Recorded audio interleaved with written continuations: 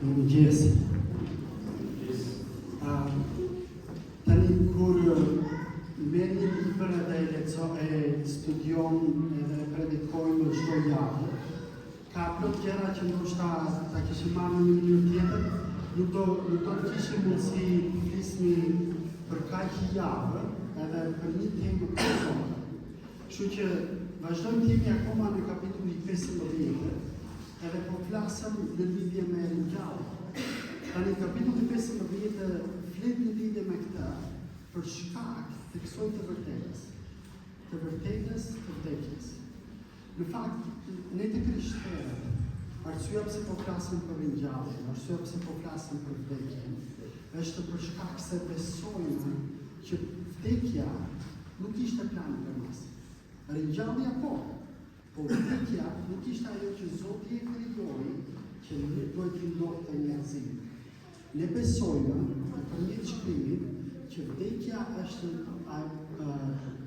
dënimi që njerëzit morën për shkak të ndarjes të mëkatit ndaj Perëndisë. Kështu që ndërsa po e shohim këtë muaj, kapitullin 15, edhe sot do ta shohim një të përgjithshme, po tani kur po na mëson në lidhje me këtë të vërtetë, të paktën i përgjigjet 3 pyetjeve. Edhe thotë këtë që a ndodhi me të vërtetë ringjallja? Edhe na tregon në lidhje me këtë që a ka ndodhur me të vërtetë apo jo. Pastaj e dyta është kjo, që përmbushja çfarë përmbushje ringjallja? A ishte një event që ndodhi apo diçka e përmbushur? Edhe pastaj Pali do që të na thotë ne. Po tani, çfarë do të bëjmë ne besimtarë? Do në qofse që ka vërtetë ringjallja që ka ndodhur, në qofse disa gjëra të tjera janë përmbushur, si duhet të na ndikojë kjo në mënyrën se si jetojmë jetën tonë? Do me para është që Pali thotë a ndodhi me të vërtetë, pastaj dyta është çfarë përmbush, edhe e treta është në bazë të kësaj të vërtetë, si duhet të na ndikojë jeta jonë. Tani kur Pali i përgjigjet pyetjes të parë që thotë a ndodhi me të vërtetë, edhe Zaku në foli para 5 javë në lidhje me këtë. Edhe e vërteta është kjo, që do më këto 10 vargje në vargjet në kapitullin 15 i përgjigjen kësaj pyetjes. Që ndodhi vërtet në ringjallje. Edhe Shu e fillon Pali këtë. Tani Pali ndërsa flet për këto 10 vargje të para, na thotë këtë që po ringjallja ndodhi, edhe si e kuptojmë që ndodhi ringjallja, është për shkak të lajmit të mirë. Tani ne të krishterët besojmë në Ungjillin apo? Edhe Ungjilli na thotë këtë. Ungjilli është lajmi i mirë që na tregon për atë që Jezusi ka bërë për gjithë secilin që beson. Tani, Ungjilli, lajmi i mirë, nuk do të ishte Ungjill në qoftë se Jezusi nuk do të ishte ringjallur. Do Ungjilli ka tregon për këtë, që ne njerëzit jemi mëkatarë, Perëndia ka paguar për mëkatin tonë, duke vdekur edhe duke ringjallur. Do pa ringjallje nuk ka lajm të mirë. Nuk ka lajm të mirë për shkak se lajmi i mirë, nëse nuk do diçka, nuk është lajm i mirë. Kështu që ne të krishterët besojmë tek Ungjilli që na tregon për të vërtetën që ka ndodhur për ne, për shkak se Jezusi u ringjall nga mëkati. Nëse se do të ishte e kundërta, nuk do të ishte e vërtetë, nuk do të kishte Ungjill, nuk do të kishte lajm të mirë. Edhe ne do të jetojmë në miri. Tani për shkak se ka ringjallje, ka lajm të mirë. Tani kur thotë Pali këtë që do të bëj përgjigje të pyetjes si ndodhi me të vërtetë. Edhe Pali nuk po na tregon një histori të mirë ose të mirë që ka ndodhur më parë. Po Pali jep ca fakte dhe thotë kështu që edhe Zaku e tha që një nga faktet që ringjallja ndodhi është që vari është bosh. Do çdo var tjetër është plot me një person. Vari i Jezusit është bosh. Edhe e dyta është kjo që Pali thotë që e panë do ne kjo. Tash në vargu 6 thotë kështu, pastaj u shfaq njerën mbi 500 vëllezërve. Jezusin të ringjallur, na thot Pali, e pamë shumë se 500 veta. Tani kur predikova para 2-3 javë, thash 500 veta. Kështu që e thash kapim. Dhe prandaj lecova që të sigurosha që nuk do ta kam gabim pa. Kështu që Pali na thot që e pamë shumë se 500 veta. Mund ta kem para 500, nuk e di. Po të paktën shkrimi na thot më shumë se 500 veta, që e kanë parë Jezusin të ringjallur. Se para se Jezusi të kishte të ringjallur, që patjetër që e kanë parë më shumë se 500 veta. Edhe tjetra është kjo, Pali thotë që kjo ndodhi sipas shkrimit. Nuk u Perëndia nuk u uzur i surprizuar, që dikush duhet të paguajë për mëkatin, tani ajo që ndodhi në lidhje me ringjalljen ishte sipas shkrimit. Edhe u bë vullneti i Perëndisë. Nuk ka një rrugë tjetër se si ti dhe unë të shpëtohemi nga mëkati, përveç se duke besuar lajmin e mirë, Evangjelin që ka ndodhur në të vërtetë. Tani, kur shohim këtë, kuptojmë që besimi i krishterë nuk është i bazuar në mite, ose kështu e them unë edhe duhet ta besosh ti. Po është në fakte edhe prova. Edhe jo vetëm fakte edhe prova, po shohim që edhe jeta e tyre ka ndryshuar. Edhe tani, kjo duhet të ndodhë në fakt me të gjitha ata që i besojnë në Jezusin.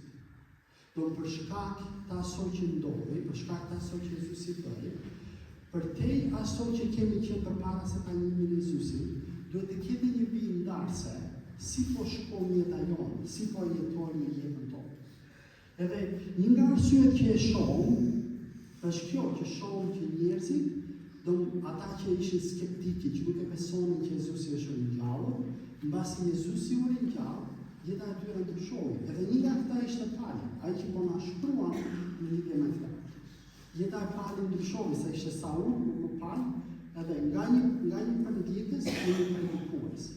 Tani edhe jeta jonë në fakt duhet të ndryshojë nga ajo që kemi qenë para se ta kemi njohur Jezusin, në atë që jemi tani edhe në atë që do të bëhemi në të ardhmen. Se në qoftë se jeta jonë nuk do të ndryshon, ndoshta ne kemi vetes tonë në gjellë. Do më imagjinoj këtë, që dikush, dy prindër janë bërë prindër, edhe fakti që kanë fëmijë nuk po i ndryshon mënyrën e jetesës së tyre. Tani edhe lajmi i mirë është kjo, që po na thotë të vërtetën që Perëndia të ka falur, ka vdekur për mëkatet e tua, është ringjallur, edhe ti të jetosh tani sikur kjo e vërtetë nuk ka ndodhur.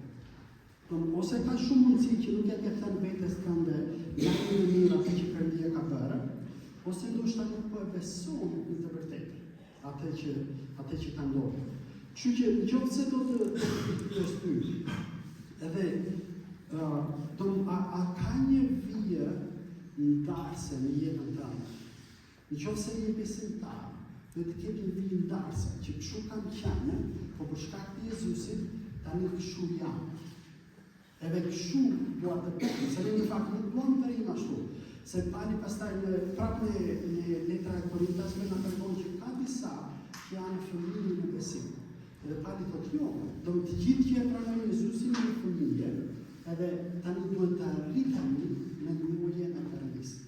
Nuk duhet të rrim, duhet të jetë kjo vija ndarse, po jo të rrim atje, duhet të rritemi, edhe si rritemi nëpërmjet fjalës, nëpërmjet lutjes, nëpërmjet bashkësisë, nëpërmjet të ndarjes, nëpërmjet të dhënies, nëpërmjet të përdorimit të talenteve të tua.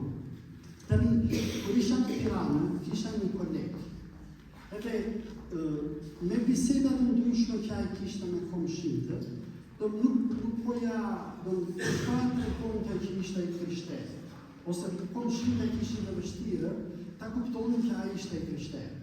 Edhe një ditë në takimin e punës që kishim, vjen ai me një kryq të madh në qafa. Edhe i thamë, qa pra? Pse këtë kryqin e madh? Qa ka ndodhur? Edhe ai tha, po e vura këtë kryqin e madh që t'ja tregoj komshinëve që jam i krishterë, se ja kam thënë me fjalë, ja kam thënë me gjëra të ndryshme, ja tha, e mora këtë hap, të tregoj që jam i krishterë. Tani nuk po them që duhet të bëhemi të gjithë si ai kolegu që kam pasur unë, që të vemi kryq të matëve dhe të tregojmë njerëzve që jemi të krishterë. Po që duhet t'ja tregojmë njerëzve që jemi të krishterë, kjo nuk ka dyshim. Pyetja për ne bëhet pastaj në urtësi edhe me mençuri si ta bëjmë këtë. Në qoftë se s'ke të kanë mbaruar ide, do të bëjmë në anë të kryqit. Po që duhet t'ja tregojmë. Edhe nga ana tjetër, komshinët nuk do të kenë të vështirë i fakt, ta shohim që ne jemi të krishterë, për shkak se si trajtojmë, si i duam, si i respektojmë, a duam më të mirë. Kështu që a ndodhi me të vërtetën? Po, ringjallja ndodhi me të vërtetën. Thot Paulli, edhe e tregon për fakte, edhe për prova në lidhje me këtë. Kështu që tani kjo është e vërtetë, po ne duhet ta besojmë. Në qoftë se nuk e besojmë këtë të vërtetë, nuk do kemi mundësi të transformohemi, të ndryshojmë, të jetojmë ndryshe. Fakti që diçka ka ndodhur edhe është e vërtetë, pa besim nuk ta ndikon në zemrën e mendjes tonë. Kështu që kjo është e vërtetë, duhet ta besojmë. A e ke besuar?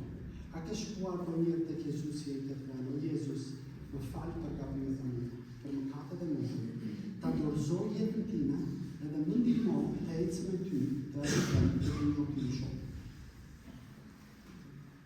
Tani pyetja e dytë që Paulli po i përgjigjet është kjo. Do të çfarë përmbushi vdekja e Jezusit? Dakor, ndodhi, po na thotë faktet edhe provat, po na tregon historitë të vërteta nga dëshmitarët okular që kanë qenë aty me Jezusin. Tani Paulli thotë, po çfarë përmbushi kjo? Dakor, ndodhi, po çfarë përmbushi? Edhe ajo që përmbushi, në vargu 17, na thotë këtë Paulli. Nëse Krishti nuk është ngjallur, atëherë besimi juaj shikotë dhe ju jeni ende në mëkat. Çfarë përmbushi Jezusi i ringjallur? Një nga gjërat që përmbushi është falja e mëkatit. E dyta është kjo, edhe na ndihmon në Romakët 4, vargu 25, na thotë këtë.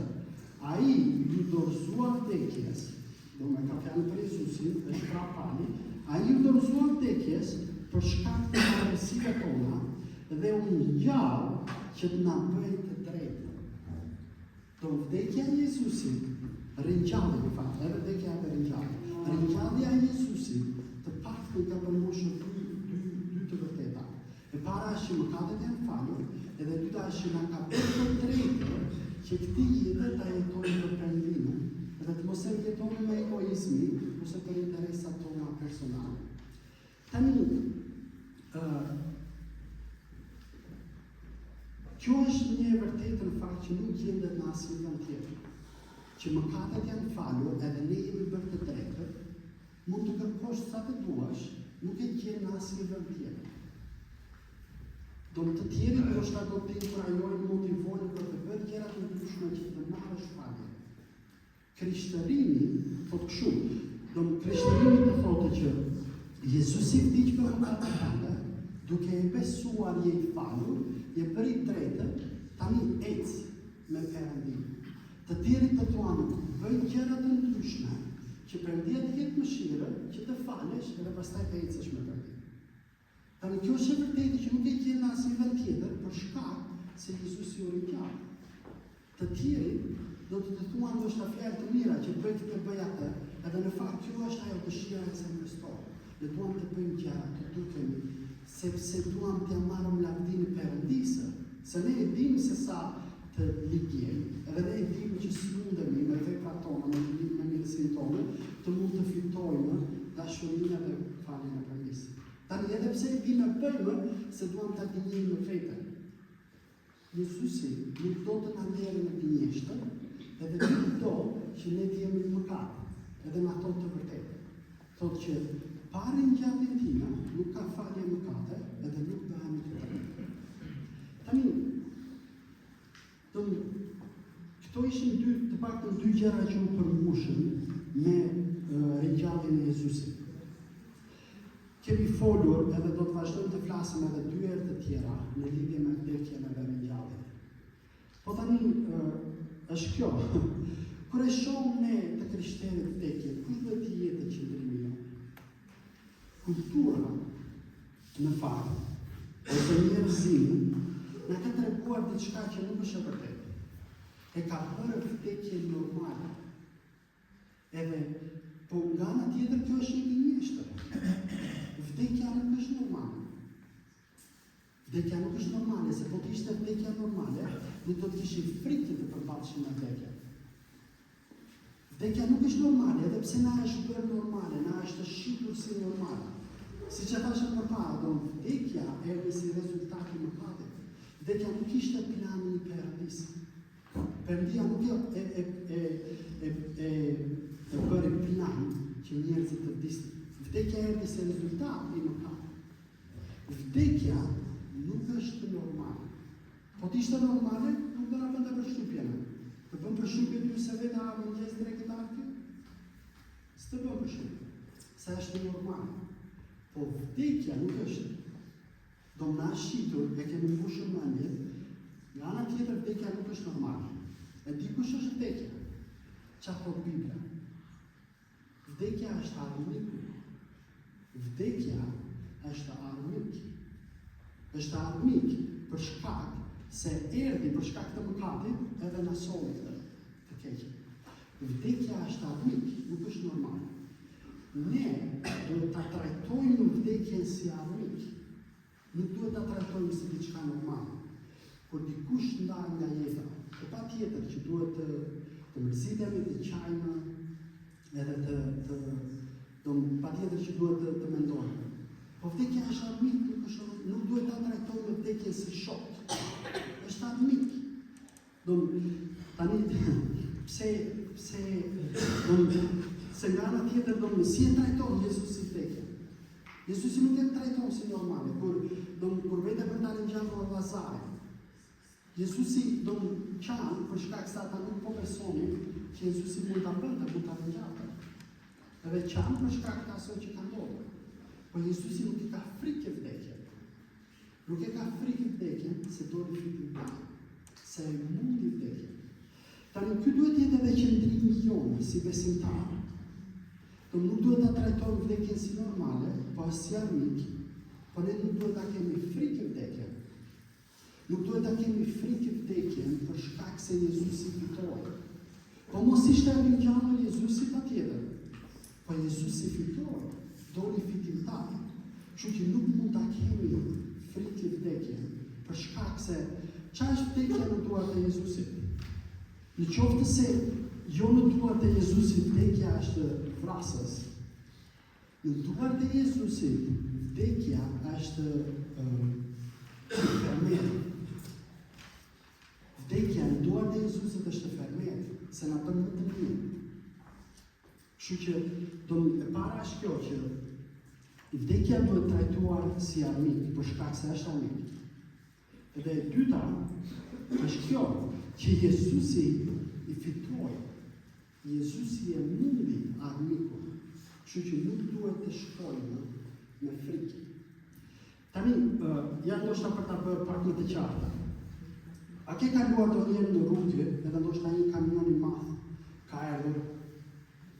Edhe kjo, ndoshta se ke patur mendjen, edhe fakti që ka erdhur ky kamion, hija e tij të ka tremur. Mos të ka ndodhur. Tani dikush kjo e kam dëgjuar këtë shembull. Tani ky personi që po fliste, po thoshte këtë, që vdekja për atë që i beson Jezusit është një lloj si hija e këtij kamionit që mund të trembesh, është e frikshme, por nuk të bën asgjë. Sepse kamioni ishte Jezusi ai që u përbat, që e mundi vdekjen. Kështu që për një që beson te Jezusi, vdekja është si hije, po jo realiteti. Për shkak se në duart e Jezusit, vdekja është kopshtare. Na bën më të mirë. Na shpje atje për të cilën jemi krijuar, tek Perëndia. Kështu që vdekja duhet e para është armiku, Jezusi është fitimtar. Edhe me duart e Jezusit është kopshtar. Vdekja me duart e Jezusit është kopshtar.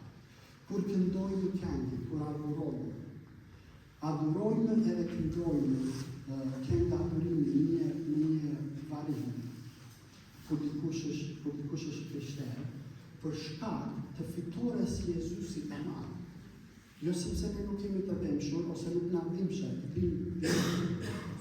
dhimbse personën që është gabuar në jetë. Kështu që ne vargu 20 dhe 23 na thotë kështu. Po tani, Krishti është ngjallur prej së vdekurve, dhe u bëri sija e ngjalljes së të vdekurve. Ashtu siç erdhi vdekja nëpërmjet një njeriu, ashtu erdhi edhe ngjallja e të vdekurve nëpërmjet një njeriu. Ashtu si vdesin të gjithë njerëzit për shkak të lindjes me Adamin, ashtu do të marrin jetë të gjithë për shkak të lindjes së Krishtit. Secili sipas radhës, në fillim Krishti dhe pastaj kur ai të kthehet, të gjithë ata që janë të tij. Të gjithë ata që janë të tij.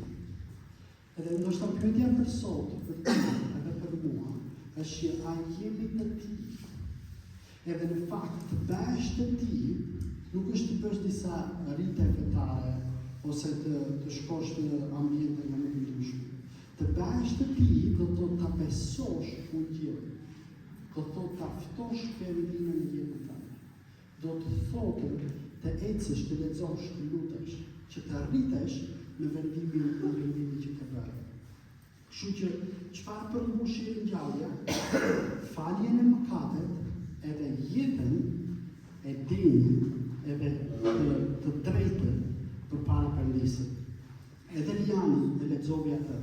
Kur thash që vdekja është armik, edhe duhet trajtuar si armik. Por nuk do të krishterit, patjetër që duhet të qajnë, patjetër që duhet të ndjejnë në dhimbje. Po të krishterit nuk duhet të kemë frikje për shkak se Jezusi do në fillimtar. Ja si e trajton pani vdekje. Shko si thotaj. O vdekje, ku është fitoria jote? Te vargu 55 dhe 57 i kapitullit të 15. E thotë vdekje, ku është fitoria jote? O vdekje, ku është thumbi yt? Thumbi i vdekjes është mëkati, ndërsa fuqia e mëkatit është ligji. Po le ta falenderojmë Perëndinën që na dha fitore nëpërmjet Zotit tonë, Jezu Krisht.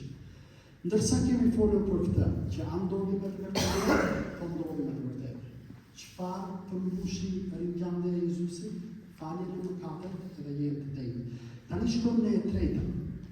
Në pyetja e tretë dhe e fundit. Tani, çfarë duhet të bëjmë ne besimtarët kur e kemi këto të vërteta? Si duhet të jetojmë, si duhet të sillemi?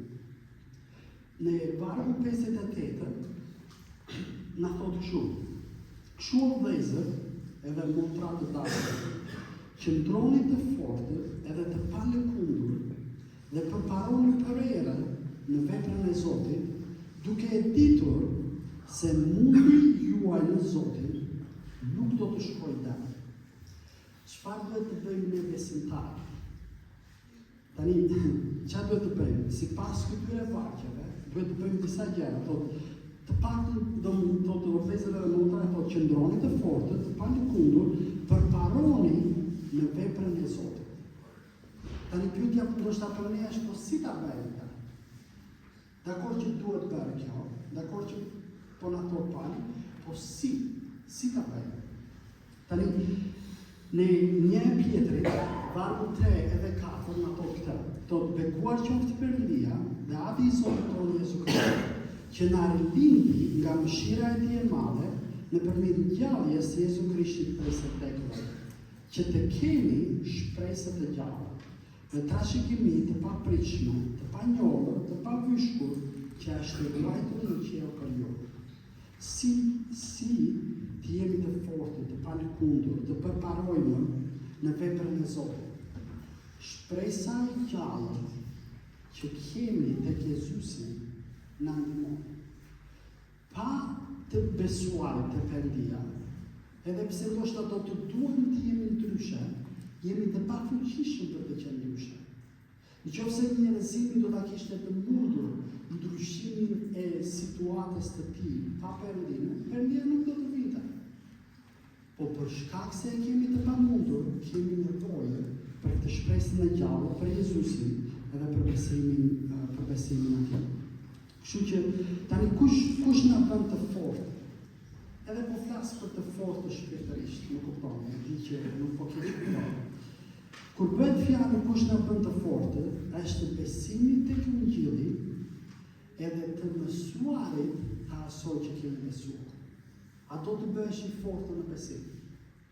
Biblia është i vetmi libër që do të të ndihmojë të njohësh vetën e gjallë edhe të rritesh të bëhesh i fortë në besim.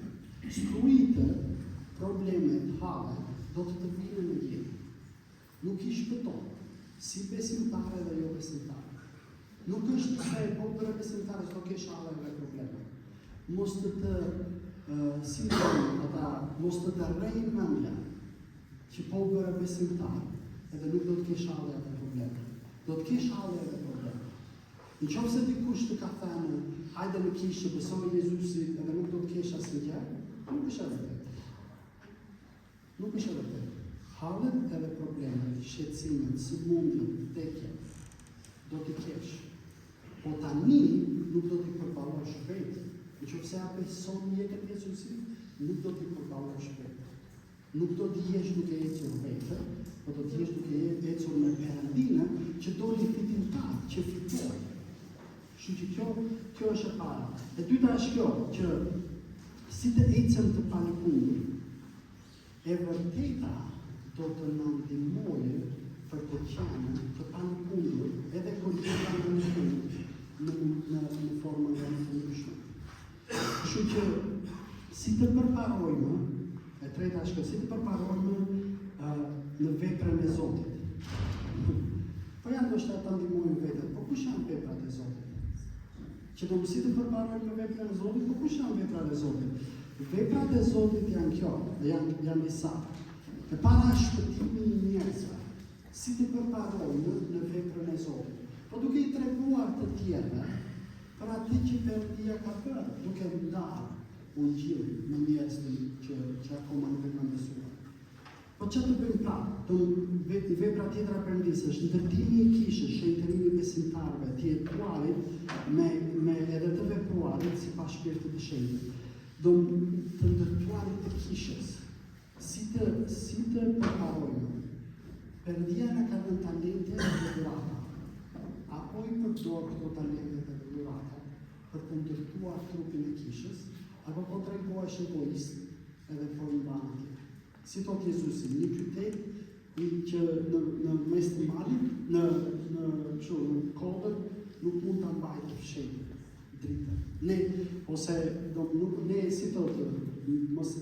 Nuk mund të mbajt kandilin në magje, në fshehtë. Kështu që në qoftë se i ke besuar Jezusit, talentet edhe vullnetit që Perëndia të ka përgatitur, është që të jesh bekim për kishën edhe për të tjerët. Edhe e fundit është kjo, jeta në shëntëri. Është vepra e Perëndisë në fakt, se shkon në Romake 12:1-2.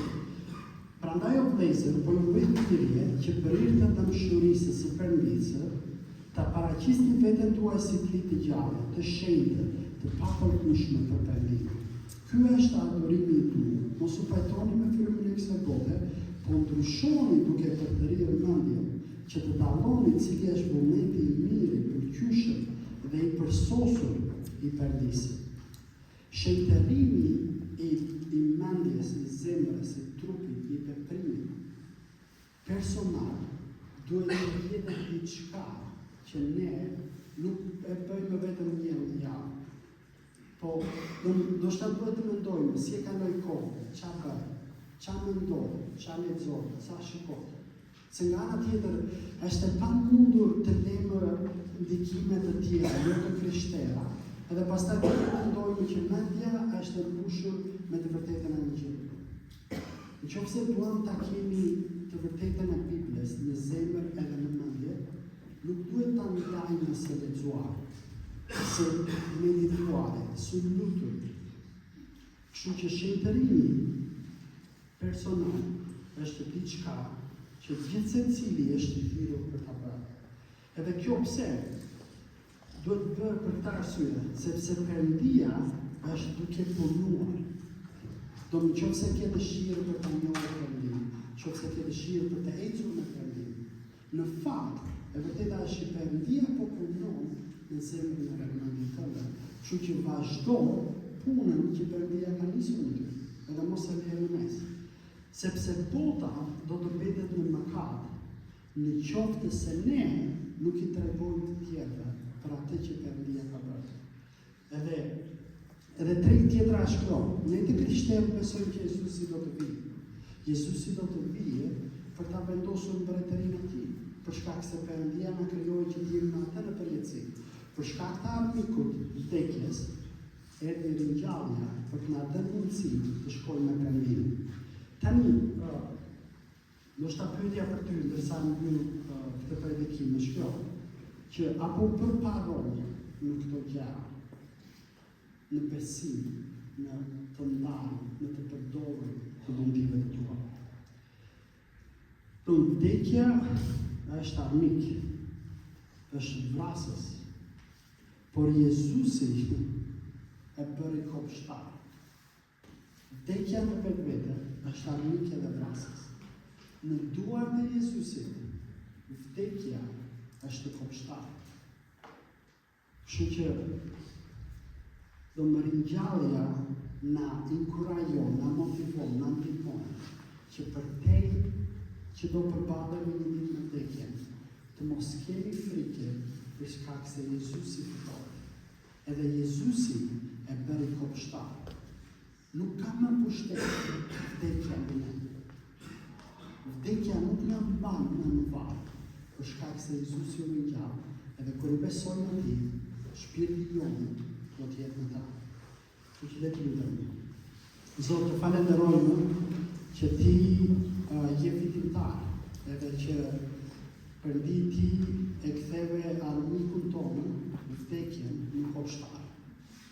Edhe për shkak se ti u ringjalla, Zotë, ne kemi këtë shpresë të gjallë për ta jetuar jetën tonë, që të të japim ty lavdioa, edhe ti tregojmë të tjerë që ti o Zoti do edhe do që ata të vinë në njohjen tënde. Kështu që lutem o Zot, që ndërsa do t'ja kujtojmë vetes atë që ti bëre në kryq, ndërsa si bashkësi do të marrim, do të kujtojmë që ti dhe trupin edhe gjakun tënd për të falur mëkatet tona. Perëndi, ndihmoj edhe personat që ndoshta akoma nuk e kanë bërë këtë vërtetë besimin e tyre personal, që do të besojnë në ty, edhe do të dorëzohen përpara frontit të Tij. Na ndihmo që të ecim me besimin edhe shpresën që është tek Ky Perëndi, për shkak se ti je i vërtetë. Të duam o Jezus, edhe lutemi në emrin